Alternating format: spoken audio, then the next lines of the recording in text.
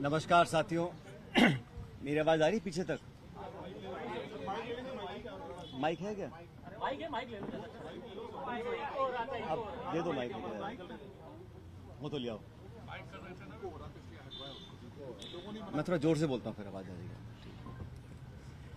धन्यवाद साथियों, आप सब यहाँ पर आए।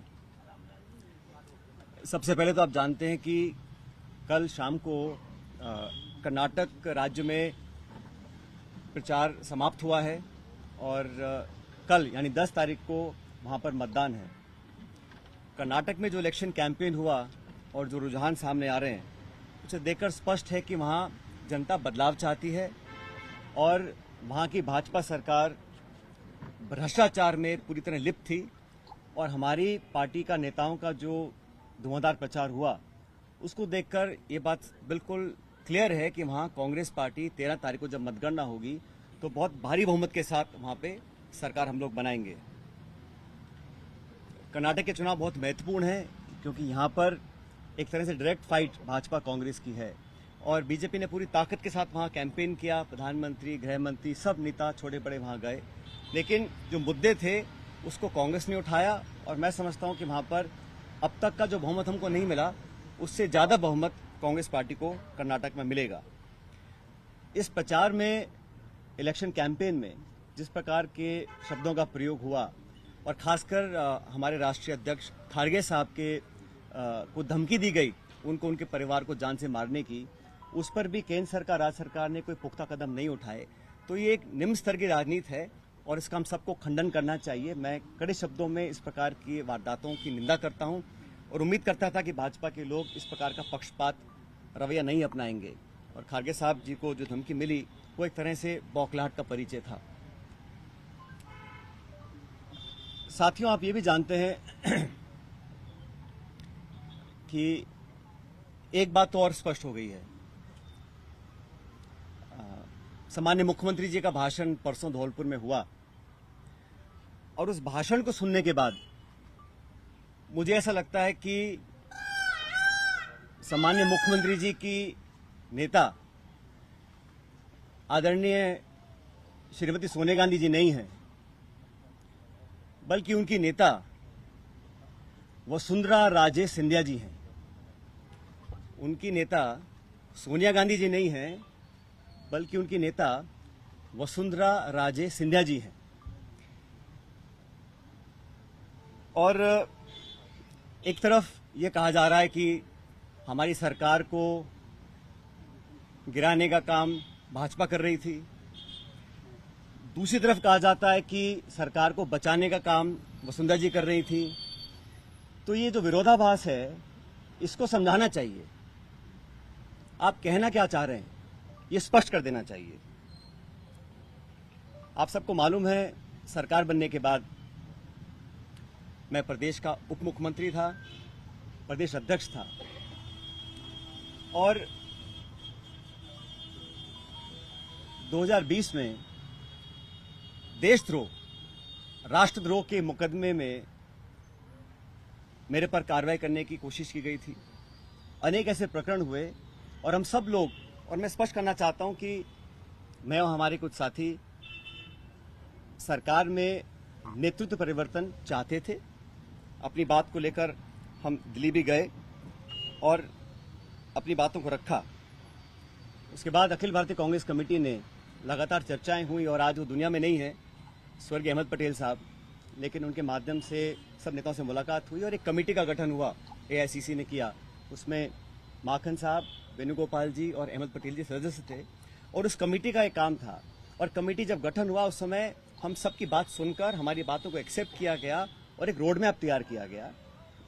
बहुत सारी बातें उसमें थी, मैं उसका उल्लेख नहीं करूंगा, लेकिन कमेटी का गठन हुआ और उसके बाद से हम सब ने, चाहे वो राज्यसभा के चुनाव हो, चाहे विधानसभा में मतदान हो, पार्टी का प्रचार हो, कांग्रेस को मजबूत और ताकतवर बनाने के लिए हम सभी साथियों ने जी जान से कोशिश की और मेहनत की और 2.5 साल का जो कार्यकाल निकला वो इस बात का प्रतीक है।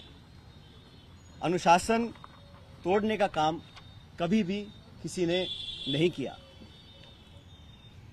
मुझे बहुत कुछ कहा गया,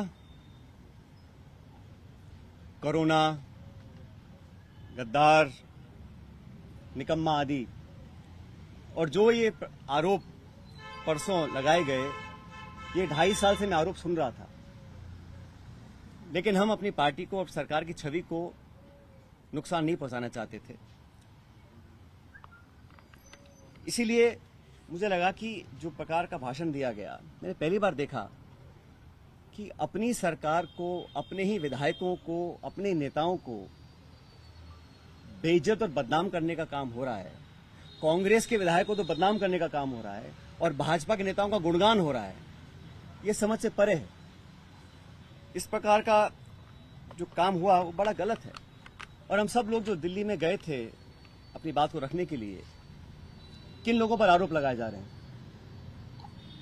ऐसे लोग जो पब्लिक लाइफ में 30, 40, 45 साल से हैं।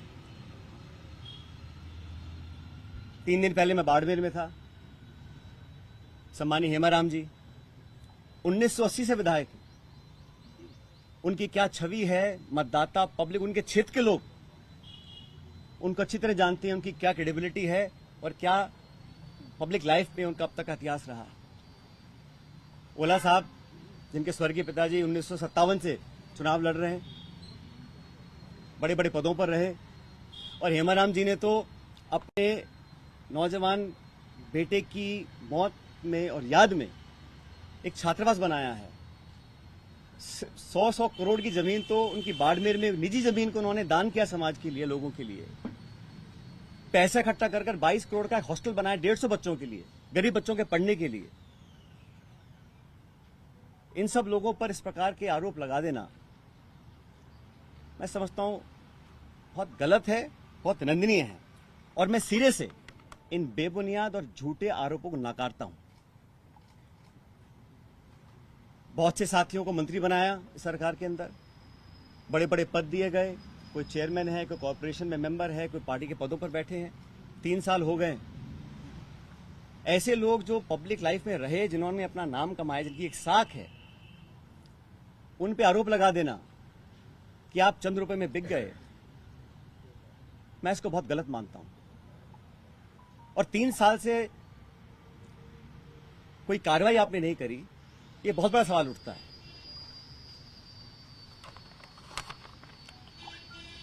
साथियों, हम दिल्ली में गए, अपनी बात को रखा, और उसके बाद सारे तथ्यों को संज्ञान में लेने के बाद हमारी अध्यक्षा सोनिया गांधी जी ने 25 सितंबर को सम्मानीय माकन साहब और सम्मानीय खड़गे जी को जयपुर भेजा था। आप सब जानते हैं वो विधायकों की मीटिंग हो ही नहीं पाई। सोनिया गांधी हमारी पार्टी के अध्यक्ष थी उस समय। उनकी जो अवहेलना हुई, उनकी जो मानहानि हुई, उनकी जो बेइज्जती हुई, वो गद्दारी थी। इतने सारे विधायक, 20, 30, 40, पता नहीं कितने विधायकों को उनकी इच्छा के खिलाफ इस्तीफा दिलवाया गया, अपनी सरकार को संकट में खड़ा करा गया। बहुत से लोग आरोप लगाते हैं कि मोदी और शाह के कहने पर इस्तीफे दिलवा दिए गए। अब ये बात मुझे बोले और मैं जाके मंच पे इस बात को बोलूं, ये शोभा देता है क्या? तो मुझे लगता है कि अब तक जो हुआ उस घटनाक्रम में वो इस बात को दिखलाता है अनुशासनहीनता किसने करी, पार्टी का डिसिप्लिन किसने तोड़ा, और सही मायने में संगठन को और सरकार को कौन मजबूत कर रहा है, कौन कमजोर कर रहा है। और अपने नेताओं को खुश करने के लिए बहुत सारे लोग तरह तरह की बातें करते हैं। कोई किसी की चुगली करता है, किसी की चुगली करता है। मुझे बहुत सारे लोग आके बहुत सारी बातें बोलते हैं कि यहाँ हजारों करोड़ का घोटाला हो गया, यहाँ ये स्कैम हो गया। इन्हीं बातों को मैं मंच पर आकर उनका बखान करूं, ये शोभा नहीं देता, ये गंभीर राजनीति का परिचय नहीं है।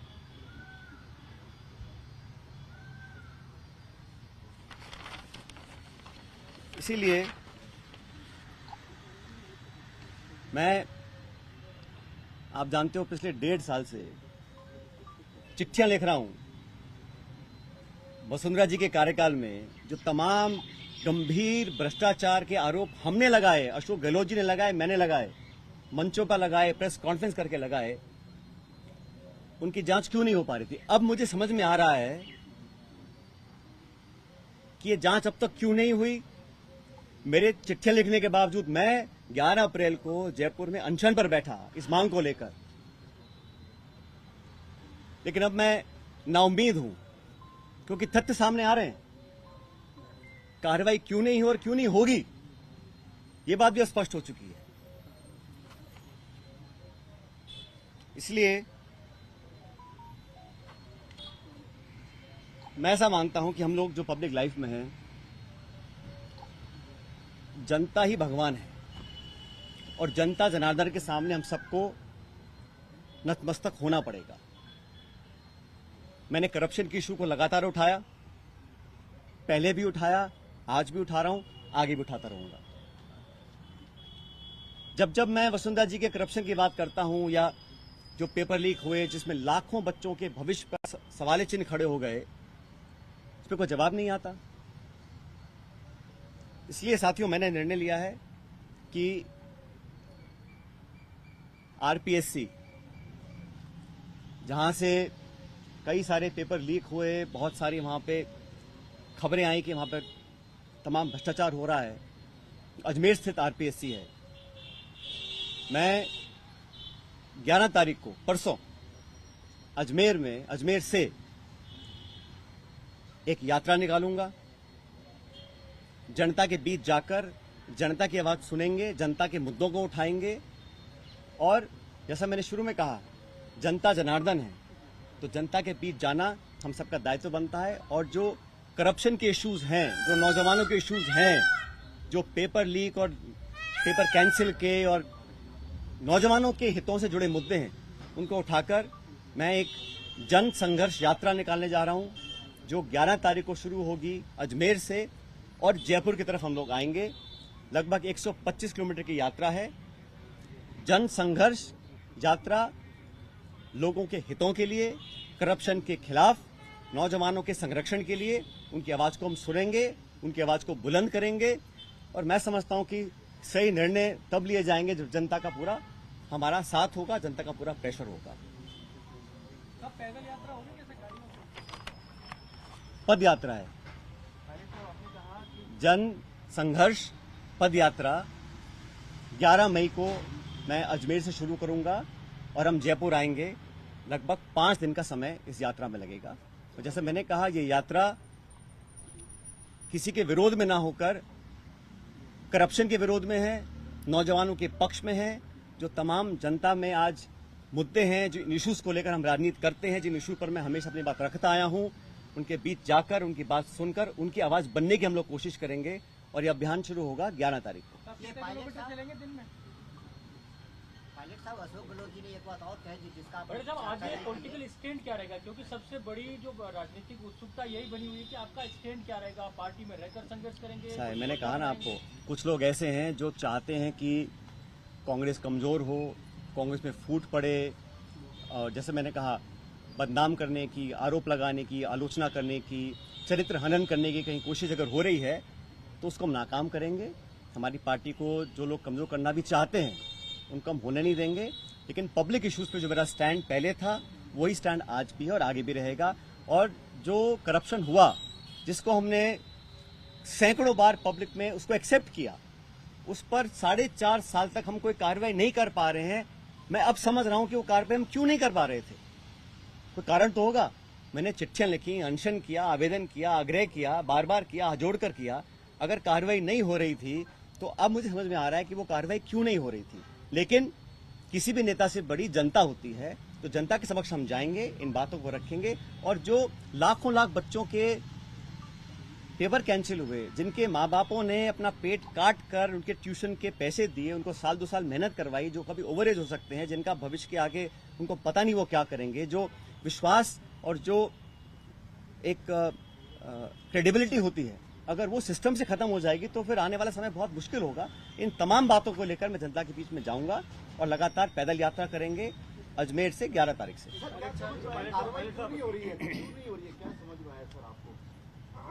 मैंने कहा ना, मैंने जो धौलपुर का भाषण सुना माननीय मुख्यमंत्री जी का, उसको सुनने के बाद अब मैं समझ गया हूं कि वो कार्रवाई अब तक क्यों नहीं हुई और मेरे तमाम आग्रह करने के बाद भी क्यों नहीं हो रही, मैं समझ गया क्यों नहीं हो रही है। वो कह तो रहा हूं मैं आपको।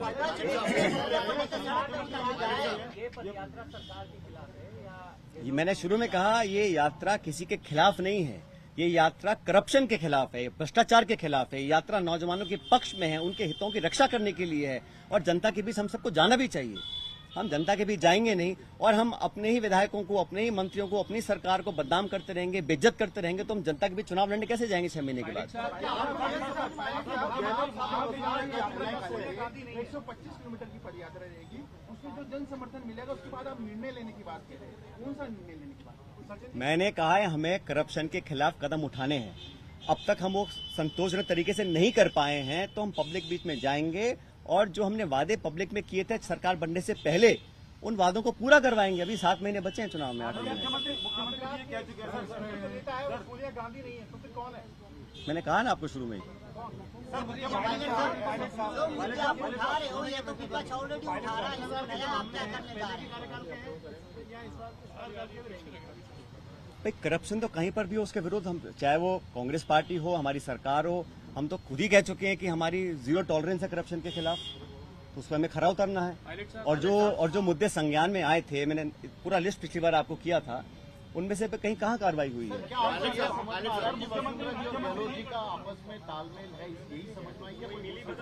भाई मैंने कुछ नहीं कहा आपको, मैंने इतना कहा कि धौलपुर के परसों के भाषण के बाद मुझे समझ में आ गया है कि कार्रवाई अब तक क्यों नहीं हुई। कोई कारण तो होगा ना। जिस बात को मैं 5 साल लगातार बोल रहा हूं, सरकार में आने के बाद नहीं कर रहा हूं, तो क्या कारण थे? वो कारण सामने आ गया। उसी भाषण में मुख्यमंत्री ने कहा कि एआईसीसी से पैसा दिलवा देंगे। उसी भाषण में मुख्यमंत्री ने कहा। इसका जब ऐसा है, मैंने आपको शुरू में कहा कि मैं किसी पे आरोप लगा दूं कि इसने 1000 करोड़ खा गया, 10,000 करोड़ खा गया, 1 लाख करोड़ खा गया, उसका कोई मतलब नहीं है। पब्लिक लाइफ में अगर तथ्य प्रमाण किसी के पास हैं तो कार्रवाई कर देनी चाहिए थी, अब तक क्यों नहीं करी? और ये जो पैसे की बात है, जिन लोगों का पूरा राजनीतिक जीवन सिर्फ पैसे के दम पर पनपा हो, शायद उनको हर चीज में पैसा नोट दिखाई देता है। ऐसा नहीं है। पब्लिक जज्बात भी कुछ होते हैं, पब्लिक वोट भी कुछ होती है, पब्लिक इमेज भी कुछ होती है। जिन लोगों की राजनीति सिर्फ पैसे के दम पर चलती आई हो, उनको हर चीज में अगर पैसा दिखता है, उसका मेरे पास कोई जवाब नहीं है। मुख्यमंत्री कह रहे हैं कि उनके पास सबूत भी हैं कि जो पैसा लिया गया है। और मैं 3 साल से बातों को सुन रहा हूं। मैंने बार बार कहा है कि करप्शन के खिलाफ हम सबको लड़ना है।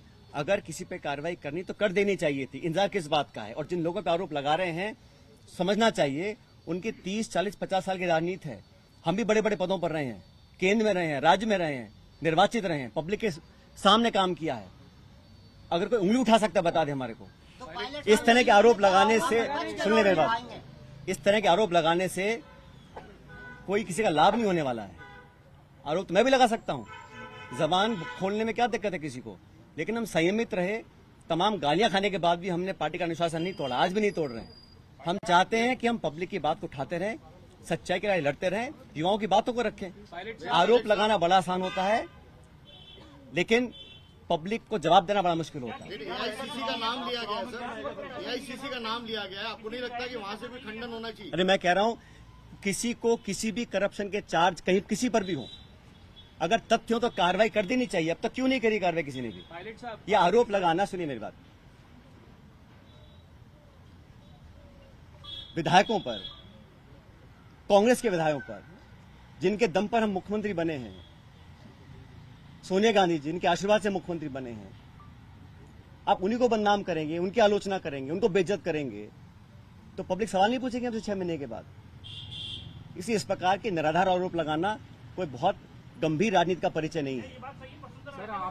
मानहानि का दावा करेंगे, इसका मानहानि का क्या कह रहे हैं? दर्ज करवाओगे क्या गलत के खिलाफ? मैं कह रहा हूं ना, एक तो आरोप लगा रहे हैं कि भाजपा सरकार गिरा रही थी, दूसरा आरोप, दूसरी बात कह रहे हैं कि वसुंधरा सरकार बचा रही थी। तो मैं समझ नहीं रहा बोलना क्या चाह रहे हैं, कौन गिरा रहा था, कौन बचा रहा था। हमारा सब समझौता दिल्ली में हो गया, कमेटी ने निर्णय ले लिया, हम सब समझौते के बाद जयपुर आए, सदन में पेश हुए, हम सब ने एक स्वर से अपनी सरकार का समर्थन किया। हर मतदान कांग्रेस के पक्ष में किया, राज्यसभा का चुनाव हो, मध्य विभाजन हो, हर जगह 2.5 साल से हम सब लोगों ने अपनी कथनी करने में कोई फर्क नहीं रखा। मैं तमाम अपनी आलोचना सुनने के बाद जो मुझे कहा आप सब जानते हैं, मैं भी तर्क दे सकता था, जवाब दे सकता था, लेकिन मैंने अनुशासन में रहा। मुझे पार्टी की चिंता है, सरकार की चिंता है, इसलिए मैंने बोला नहीं। लेकिन इस प्रकार के पब्लिक प्लेटफॉर्म पर आकर अगर कोई किसी का चरित्र हनन करेगा तो उसका जवाब तो जनता को देना ही पड़ेगा। क्या आपको पार्टी छोड़ने के लिए मजबूर किया जा रहा है? मैं यात्रा निकाल रहा हूं पब्लिक इश्यूज को लेकर, और मैंने कहा ना, अगर कोई चाहता है कि कांग्रेस को कमजोर करने की कोशिश करेगा तो उस कोशिश को हम